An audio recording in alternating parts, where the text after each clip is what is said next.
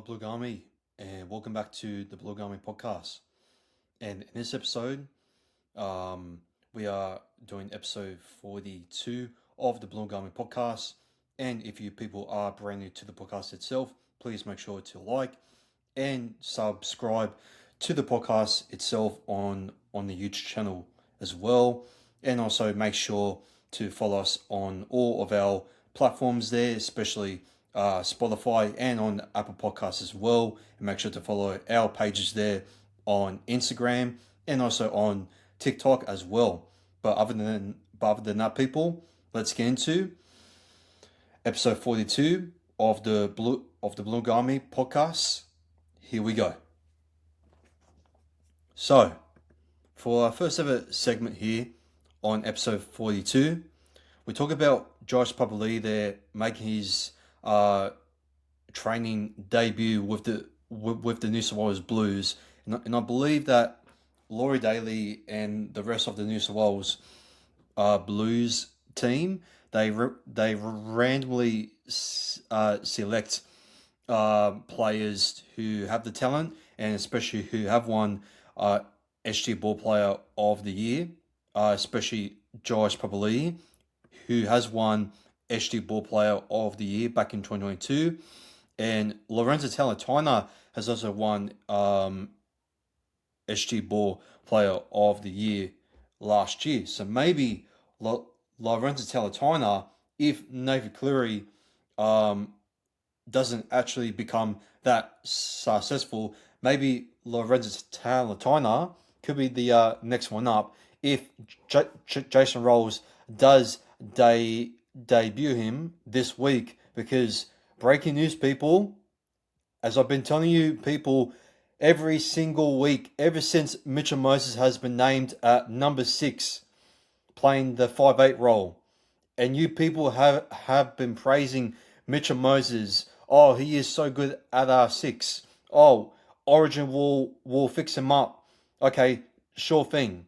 I understand that Origin might fix up Mitchell Moses, but in my opinion, putting Mitchell Moses with him carrying a massive injury doing the goal kicking duties and also carrying the captaincy role, and for him to be played as a 5'8" there, doing most of the running game there, even though I have heard some rumors that he was meant to be the halfback, and that Nathan Cleary was going to play a bit of the running game as a secret plan there from Laurie Daly, which I don't know how that was going to go. But some breaking news now, people, and I called it: putting Mitchell Moses as 5'8" was a massive bad idea to start with, because now he will be missing up to 3 to 4 weeks. 3 to 4 weeks, people, and yet people were praising Mitchell Moses to play Origin, and this is what happens. Last year, the club had put in a complaint saying that New South Wales has treated Mitchell Moses like absolute crap, and once again, New South Wales has done it once again. And if I was the CEO of this club, I will be absolutely just pissed off, and I think I will just ban any single New South Wales coach to select Mitchell Moses ever again. And I just don't get it. Like I get that Mitchell Moses is the only player that can step up to the halfback role, but to put him in there with Laurie Daly and the way that the board is taking this direction, just steering away from where Michael Maguire was creating something special with that culture change. And yet, obviously, match I had to go to the Brisbane Broncos for a massive opportunity. But in my opinion, to let a coach let go like that was, look, there was nothing too much that they can do about that.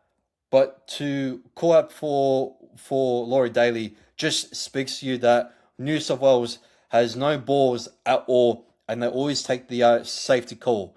Now, I have heard rumours that Matt Burton has been called up as the 20th man, which he will now, and I'm for sure will be confirmed soon by New South Wales, that he will be playing as the 5'8", along with his former Penrith teammate Nathan Cleary, and also with uh, Stephen Cryan, his Bulldogs teammate there. And in all honestly, look, Matt Burton, he hasn't been that bad, but he is still mid. And I know that people may call me crazy because a lot of people over in the past few years have been trying to call up for any New South Wales coach to even start Matt Burton in the side. But now it is too late because Matt Burton has not been the player on how he was a couple of years ago. Yeah, sure, he still has the bombs in that, and yeah, sure, he can still have his footwork in that. But the way that he has been just trying to find the combinations there, sometimes it can work, and sometimes it can't. So, yeah, we'll see on how he goes there with Stephen Cryan. But if I was Laurie Daly, then if you're gonna bring in Matt Burton, then I'd rather just put him in the centres, and then possibly just bring in another 5'8" there. Like, but look, the issue is like there's not many great 5'8s at the moment. But like, who could you bring in, people?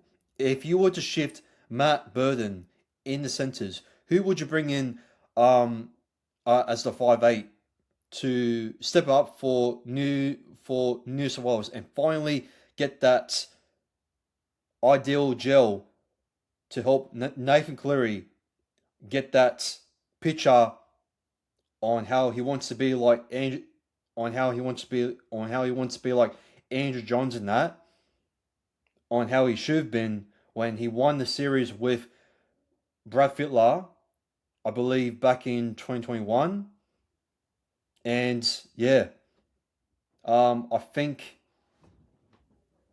putting Matt Burton at 5'8" is going to make no changes at all. And New South Wales, in my opinion, even though Cameron Munster is still out, New South Wales, in my opinion, as much as I want to be confident, as the rest of the Blues fans who have high hopes to give it back to Queensland, I still reckon that Queensland is going to absolutely just pull their pants down in Game 1 at Accor Stadium. And they still have so many combinations there. I know that a lot of people are criticizing about Caleb Ponga being a fullback, but like, he can really just help players like Sam Walker on his debut to take off the pressure there. And when the moment is there, Sam Walker will deliver the same quality as what Tom Dina did for Queensland in Game 3 last year. So there you go. It's going to make no difference at all, and the final result is exactly going to be the same thing as how Billy Slater put in a bold pick there to bring in Tom Dearden for DC, which was the right move, and it made Billy Slater an absolute genius. But I have also heard that Jack Harrov will also be named up there for the Queensland Maroons as well. But going back to Josh Papali there, congratulations there to Josh Papali there for getting named up there to train with the New South Wales Blues. And in all honestly, once James Tedesco retires, and if Dylan Edwards just doesn't stay in consistent form, then I reckon this is the man right here. If he does get a good defensive coach at Para, then I reckon that this man could potentially be the Jarrah Hayne New South Wales Blues 2.0 people. And that's what we're seeing here potentially in the next few years. And speaking about that, people, I do want to go into my predictor lineup. I do have Josh Papali'i also playing at fullback, but I will bring up my predictor lineup here. And Josh Papali'i, he is at fullback with Brian Kelly and Josh O'Carr on the wings. In the centres, we have Jordan Sam Ronnie, the mighty Ibius there with Sean Russell. In the halves there, with Mitchell Moses being out, my prediction will still stand. And there was a lot of people saying that, oh, Moses will play at 7. Well, how's that age? How did that age? Anyways, Ronald Volkman will be playing as 5'8". Jonah Pezzett will not be captain, but he will be goal kicking, with Luca Moretti up front there with Sam Tuivasa. Please chase your roles. Please start Sam Tuivasa. The future is now. Sam Tuivasa needs to start games, and he really needs to bring that impact early on, and that we can bash up our opposition forwards. No matter what the size is, Sam Tuivasa really needs to take those big hit ups there, and to maybe at least throw some offloads there, similar to how Junior Bolo has been doing it there in the last few years. Riley Smith there will be coming back from injury. Kit Kats will also return as well. And I have Jack Williams, the Terminator, as a captain. And the way that he has been just committing to his tackles and just leading the 4-pack there, I don't see why it's an absolute no-brainer to put him as captain there. Jack DeBellin as our lock. On the bench there, Talon Da Silva as the 14th man. I don't think that he is ready to play full 80 minutes. And I just don't get on what Jason Rolls is going to do with Riley Smith back in first grade, coming back from a spectrum injury.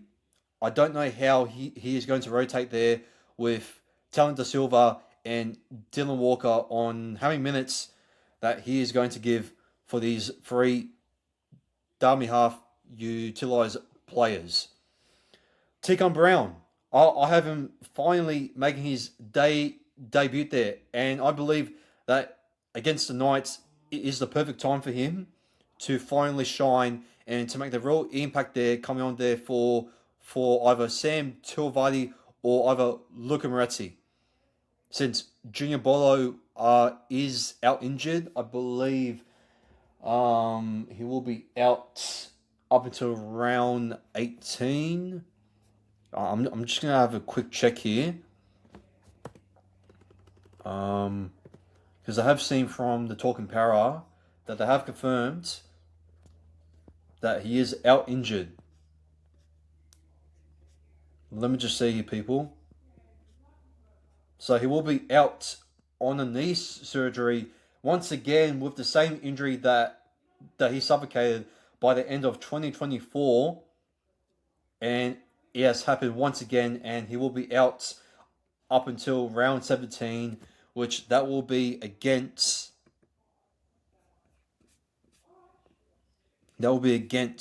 South Sydney. So a perfect time there to bring him back there, fresh off from the bye there. So I wouldn't mind that. I wouldn't mind that. But we got 3 more games. So we got against the Bulldogs there on the King's birthday, and then we got the Canberra Raiders facing them against facing them also at Combank Stadium for the first ever time. And I think the last ever time that we have versed them at Parramatta, believe it was in 2016 where we absolutely smashed them 36 points to 6. So Canberra, that they have actually upset us back in 2015 where we lost to them in Golden Point 28 points to 24 in a high scoring game. But other than that, we have smashed them at home a couple times, and yeah, and I think with the way that Canberra are going at the moment, if we do win, which I do believe we will against the Knights, and I do believe that we will win against the Bulldogs. I believe that we will win 3 in a row going into the bye, and then we get Bolo back against South Sydney. A very tough game since South Sydney in the last decade have been our bogey team. Or should you say, like for over the 20 years, South Sydney have been hammering us sh- with the shows of the records that goes there, with them putting on 30 plus points against us, and hopefully we can end that in round 17, and then we get Manly on Sunday, which I will be going to the game, and yeah, well, let's hope that we get Bolo back at the right time, and we'll see on how our form is going on a 3-round tough run. So yeah, but yeah, other than that, people, I have Tony Mattielli there, still on the bench. I think him in defence there, taking that first hit there. I think it was on. Who was on Moses Leo, I believe. I might be wrong, against the Storm last week. With just straight off from kickoff there.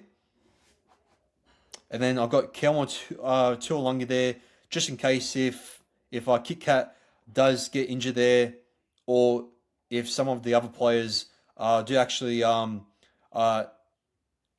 been ruled out there in the last minute. And I've actually put in Isaiah Iongi there in case if Josh probably is out injured, or either Brian Kelly is injured, or maybe even Josh O'Carr.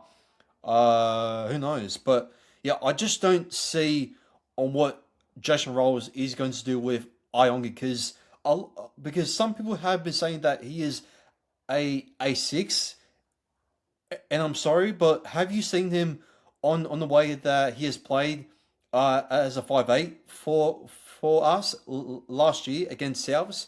Have you seen him play for Tonga as a 5'8"? I know that international footy is a different game, but still, Isaiah Iongi is not a 5'8", and so is Josh Papali.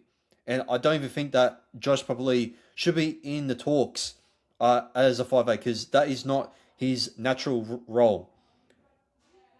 So I am hoping that Jason Rolls can at least put these players sticking to their natural roles, and just don't make them any robotic. All right, because I just don't see it. So yeah, and some people have been saying to me that Joash probably should be playing as wing, or even Isaiah Iongi should be playing as wing. And I'm sorry, but that is the most stupidest idea that I've ever heard. And sure, some Parramatta fans have their own opinions, but I'm sorry, but that pick is just completely just retarded. So yeah, have your say, but I just don't see it happening, and nor even working at all. So yeah, and that's my predicted lineup against the Newcastle Knights for this round. A round where most of the players return.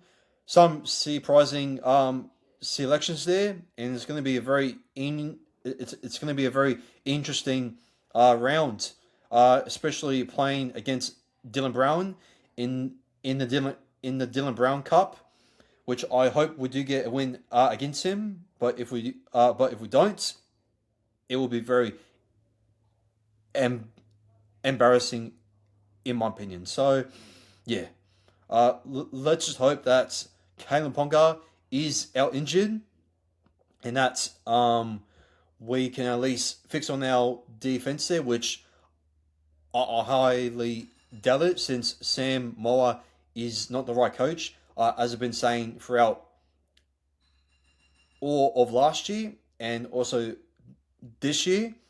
But we shall see on how our defense there goes up against one of the best wingers there and try scorers at the moment there, Greg Mazu, and also Dominic and also Dominic Young as well. So yeah, we'll see on how that goes because our backline defense there really needs to square up in that against these big, strong players there. So yeah, let's see on how our strength and reactions on our defense goes for this week. But as we always have hope, I, I don't really I expect any difference on what Sam Moa is going to deliver for this week, and yeah, or either Nathan Brown. But I do hope that Nathan Brown does make some slight improvements there. But I'm sorry, I just have no faith in Sam Moa anymore until I see it this week. So yeah, but as for that, yeah, that's my predicted lineup. I will do the preview tomorrow when the team list does come out, and yeah, moving on to the next segment, people. Some are more breaking news. The former legend, or should I say, one of the mighty goats of this club, Luke Burt, who has recently coached the Burleigh Bears in Queensland Cup, has now been appointed as the assistant coach for Papua New Guinea Sheeps for 2028. And I think this is a very, very, very big pickup there for Papua New Guinea. The way that he has just successfully just bring in so many juniors throughout the Burleigh Bears system and also club there. I believe that he will have some experience there coming from Queensland Cup, and I do believe that he will bring some young guns there from Queensland Cup to Papua New Guinea, and I think with his talent there and also knowledge there of the game there, and how good is it to see a Premier legend like him to go to Papua New Guinea to succeed? Look, I know that Sean Russell and Upper Trindle. I have no doubts for them that they will succeed at the Perth Bears. But the way that the Perth Bears have been going at the moment, my God, I have them as wooden spooners in 2027, and that's my early spoilers there for my NRL 2027 ladder prediction. And yeah, until the Perth Bears start making some big marquee start signings on how Papua New Guinea Chiefs have been making at the moment, like Jerome Luai, Alex Johnson, who else is there? Bloody, I'm not too sure, but I'm pretty sure that they are going to get another big marquee player soon, and I just think that they are eyeing on like more players, and it's all because of a Michael Chamis or whatever his general name is, I believe. So yeah, Michael Chamis has absolutely just made the Perth Bears and absolute joke on how the Perth Bears were struggling with bid dramas with the NRL and just trying to make the bid much more better. But also with some more breaking news, and today has been absolutely just crazy. Not only with the Mitchell Moses news, but also the NRL CEO, and it has finally happened, people. Andrew Abdo, the absolute corrupter there. I know that Peter V. Landis is still there, but at least there is some corruption being taken out from the game. And Andrew Abdo will quit as NRL CEO and will be the new CEO for Australia Tennis. And yeah, with the department, with the departure of the current Australian tennis CEO, I believe it was Craig Tiley, as he has now stepped down. Craig Tiley has served as the CEO for Australia Tennis since 2013, and he has actually stepped down to take on the US base role. And yeah, he has announced that he will departure in February 2026, and Abdo will take up the role officially after a transition period that concludes after his mid-year exit from the NRL. And yeah, I think that Andrew Abdo, as the CEO for Australia Tennis, look, as a guy who likes to watch the Australian Open, I have a little bit of a worry for tennis fans now, more than what we have to deal with in the last couple of years. So hopefully, he won't do anything crap about any rule changes or anything about the Australian Open in 2027. So hopefully there will be no dramas going into there, since the Australian Open in the last couple of years has been going through the dramas as well, especially during that COVID situation there with Novak Djokovic, with him just not giving a crap about the bubble and that. But I won't go into that, since that's all politics and that. And yeah, um, that's pretty much the breaking news there for Andrew Abdo to take up the CEO role for Australia Tennis. And the question is, who will be the new CEO? And I believe that Peter V. Landis is now the new interim for the CEO, which it does make it a little bit worse. But hopefully, one day that when someone does take Peter V. Landis' position there, I do believe that he will be a better CEO coming up, and that he will fix the game itself. And yeah, hopefully that we can get a brand new CEO coming in. But yeah, let's hope that a brand new CEO, since 6 minutes ago on WA Today, Peter V Landis, and here you go, people, Peter V Landis, and for some weird reason, it is frozen at the moment. I don't know why.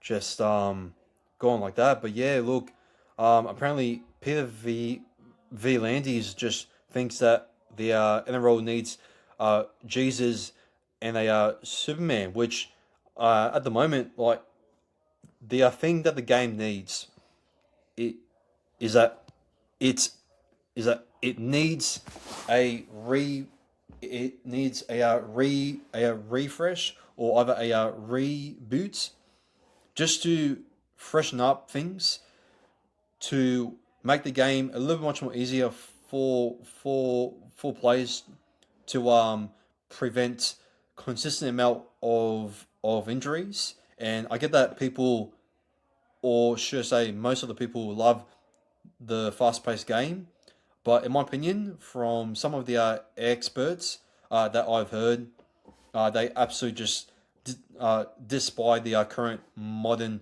style of the game with this new BS 6 a game rule coming in and many more with the absolute retarded poor officiating going on throughout this season. And then quite honestly, I just want the NRL to stop being like the NFL or just being like that American rip-off wannabe big franchise. And I get that Peter V Landis and many other people want this sport to be a gigantic franchise, not only in Australia but also in America, as they have been forcing games over at Las Vegas there, and that was one of the reasons why he just wanted just to prove everybody, not only in Australia but also all around the world, that this game means a lot to many people who have been watching this game um, like back in the days. And I know that this game is not that older compared to other games like American football or other soccer, cricket, and many other sports. So yeah, and I get that, but like just to go away on how the spirit on how it used to be back in the early 2000s, and I get that there are some older generations before the NRL was even a thing with the Super League War.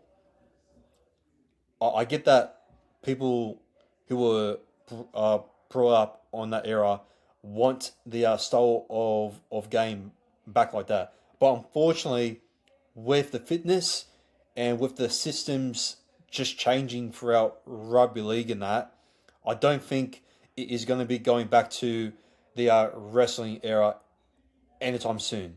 But all we are just saying is that you need to fix and balance the pace of the game, as it has been completely messed up throughout these six agains and these absolute abysmal new just robotic rules that Peter V. Landis and Andrew Abdo keep on bringing in.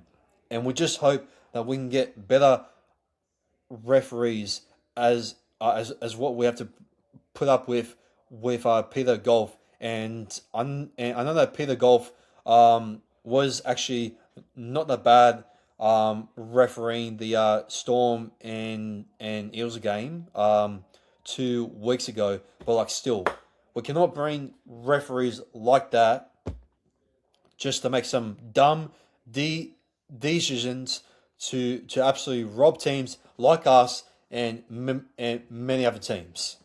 So yeah, just please, just Peter V Landis. I know that you hate us because of the whole Zach Lomax court thing that has happened early on. But can you please just make it fair for not only for us but for many other teams across this competition, and just to make the brand just as clean and fair and just real as much as possible. You just need to be a little bit much more humble as what you have been acting in the last couple of years. And I get that you are trying to be confident and that you are trying to just make this game just be much more bigger than the AFL and many other sports and many other sporting franchises that I just mentioned.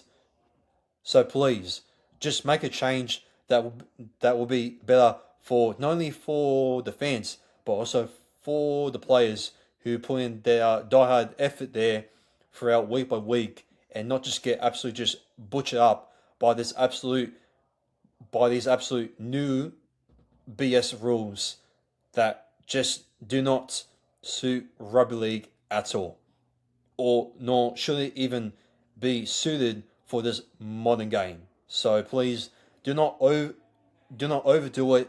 Just keep it simple and have a just have some time to yourself just to really think what is the spirit on how rugby league is going to keep that balance, just not only for the fans but most importantly for the players and also the club who has been putting in the effort there, just bringing their type of style.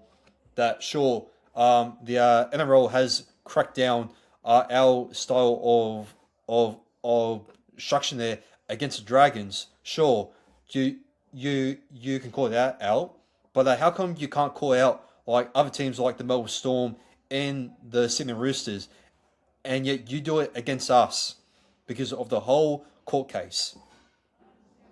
And like it's just absolutely just unfair for the NRL just to make these late decisions to cover it against us.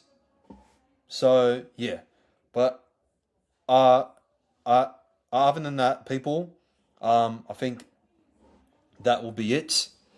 And yeah, is there any other segments that I've missed out before I end this little short episode for the for the Blue Garment podcast? I'm just going to check people if I miss anything. Oh yes, so the Premier Eagles have locked in for Vegas in 2027. Absolutely just amazing stuff. I would prefer us to actually verse the West Tigers since we have been confirmed to verse the Gold Coast Titans, and I believe it is, yeah, like amazing. Sorry, yeah, versing the Titans at Las Vegas is still amazing and absolutely just epic for us as a club to go over to Las Vegas to really just finally get that opportunity there, and I just hope that we can just get that good start there at the start of 2027 whilst getting a good recruitment window, getting the key players that we need for both of our back line and also for our forward back there, just to fill in those depths, that depth there for the right ideal players. And as I said before, I've already set my major uses there with Mark O'Neill, the coaches surrounding Jason Rolls, and also with our recruitment as well. And yeah, there's not really much to really say, people. Like I've already said this like a billion times. We need action right now. And sure, we have signed Harrison Edwards, but I don't even think that he is going to even start this week. And like to even like make a late change for him, and I get that Paramount fans do want to be highly optimistic, but but I'm sorry, but your optimism is not the truth, and it won't fix a damn thing. I know that I may sound harsh for doubting op- optimism, but I have to be a absolute realist here, as I have been supporting this club for so many years, just being frustrated with the inconsistent decisions by the club, and also with the strategies, and with the poor coaches, and with the just and with the poor blend of a culture that was kind of surrounding Brad Arthur. I blame the club just for not caring about just making a big culture bold change that can really just win us premierships, just like on how Mikel Arteta has just rebuild Arsenal to end that 2022, sorry, to end that 22-year Premier League trophy drought. And they also face up against PSG to also play for the Champions League final, which I will be watching that. And if Arsenal does win the Champions League, then my Mark and Neil, please take notes for what Mikel Arteta and the Cronkies are doing at Arsenal for being for what they used to be one of the top teams in the Premier League are now back on top once again. And we used to be one of the top teams back in the 80s. Only in the 80s. Why can we not be the top team on how we should have won the Premiership in 2001 when we won the minor Premiership?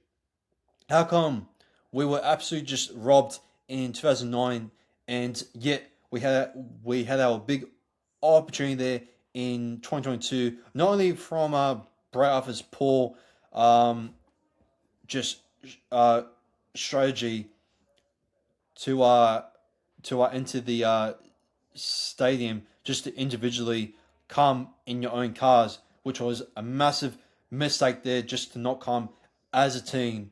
And it was not only that, because Warner Blake and just many other players there were just not it. And to let go like players like Tom Orbachek, Isaiah Papali, Reed and just many more was a massive mistake by the club, because they didn't want to pay overs, and that just kept on buying them back, as we have, yes, signed junior players, but yet we still cannot pay overs and have the balls to say we're all in. We are all in.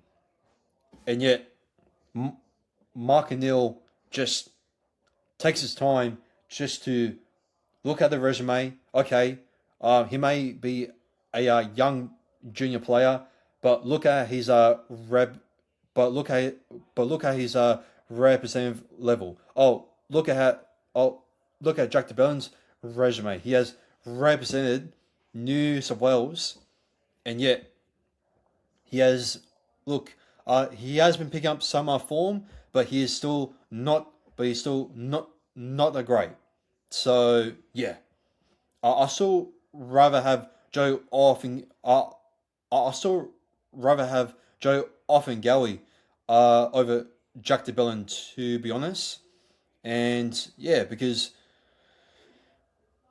Joe Offengawi can really just make those big hit ups there, just not only just making those big heavy contact tackles, and can just put on some big hits in that, but can just really just utilize there throughout not only at our lock, but also in the front row as well. And he would have been a perfect backup there when Jermaine Hopgood went out for the rest of the season.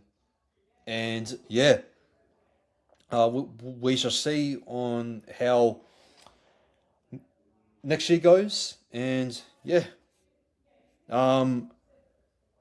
this has been coming, and I thought this Las Vegas opportunity was meant to come last year, but according to Jim Saratinos, the club was thrilled to be heading to Vegas and called on Eagles fans to transform the famous Neon City into a sea of blue and gold, which I wish I was there, but unfortunately I cannot, since of the money, the timing, and also with the distance, and plus I do not trust myself going over to America, since there is a lot of reasons, but I will not say because they are a little bit controversial and maybe a little bit offensive to any American viewer who is watching this. But I'm pretty sure that they will know why. So yeah, um, yeah.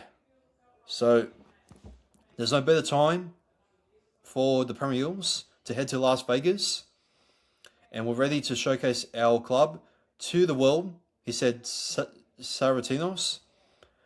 And Saratanis also said, with more than 37,000 members and thousands of passionate fans already expressing interest, we're expecting a huge blue and gold contingent in Vegas.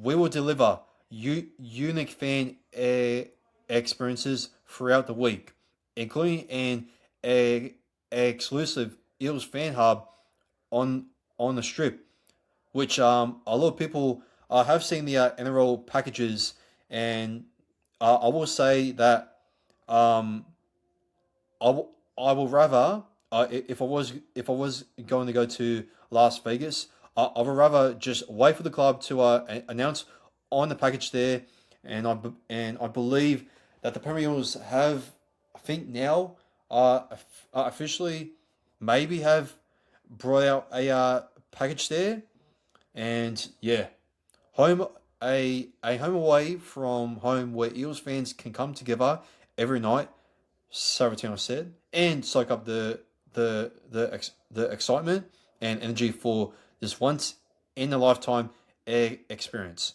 The club will go on sale with Eels specific fan travel packages in the coming weeks. And there you go, people. It has been confirmed by Jim Saratinos that. Oh wait, sorry, no. It has been confirmed by the club that the travel packages will be coming in the next few weeks. Fans will be able to choose from packages that include flights, accommodation, match tickets, seated with fellow Eels fans, exclusive access to a dedicated Eels fan hub, as well as exclusive merchandise and memorabilia. And that is pretty much it for that that segment there. And that's pretty much it there for the Blue Army podcast, episode 42, people.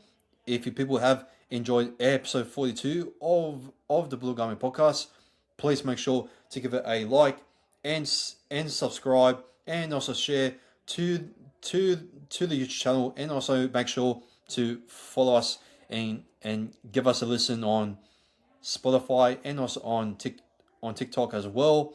And make sure to follow us on all of our pages there, on Instagram and also on TikTok as well.